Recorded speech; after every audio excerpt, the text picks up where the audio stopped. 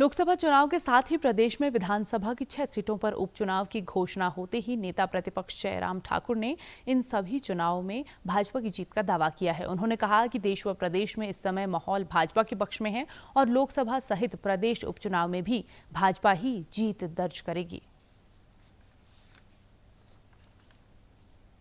पूरे देश भर में चुनाव आयोग ने 26 विधानसभा के जो उपचुनाव हैं उनकी भी तारीख घोषित की, जिसमें हिमाचल प्रदेश की भी जो 6 सीटें अभी हाल ही में घोषित की हैं, खाली घोषित की थी, उनकी भी तारीख तय हो गई है। अब की बार ये चुनाव जो होने जा रहे हैं, जहाँ 6 विधानसभा के उपचुनाव जो साथ में ही तय हुए हैं, ये भी एक निर्णायक भूमिका निभाएंगे।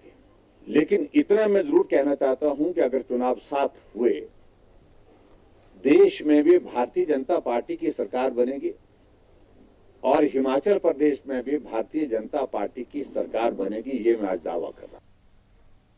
जयराम ठाकुर ने कहा कि भाजपा लोकसभा की 2 बची हुई सीटों के प्रत्याशियों के साथ ही जल्द उपचुनाव के लिए भी निर्णय लेगी। उन्होंने कहा कि प्रदेश में इस समय कांग्रेस सरकार अल्पमत में आ चुकी है और ऐसे में मुख्यमंत्री पिछले 2 सप्ताह से लगातार सरकार को बचाने के लिए प्रयासरत हैं, जिसके लिए वे एक ही दिन में 2-2 कैबिनेट बैठक के साथ ही अनेकों नेताओं को विभिन्न पदों पर आसीन भी कर रहे हैं।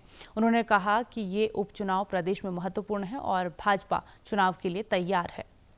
जिस प्रकार से उन्होंने बजट पारित किया, भाजपा के 15 विधायकों को सस्पेंड करके बजट पारित किया, अपनी सरकार को बचाया। हिमाचल प्रदेश में जो रफ्तार मुख्यमंत्री सुखविंदर सुक्खू जी ने पिछले 2 हफ्ते से पकड़ी हुई है, जब से हिमाचल प्रदेश में उनकी सरकार एक तरह से अल्पमत में आ गई है, एक दिन में 2-2 बार कैबिनेट की बैठकें करना।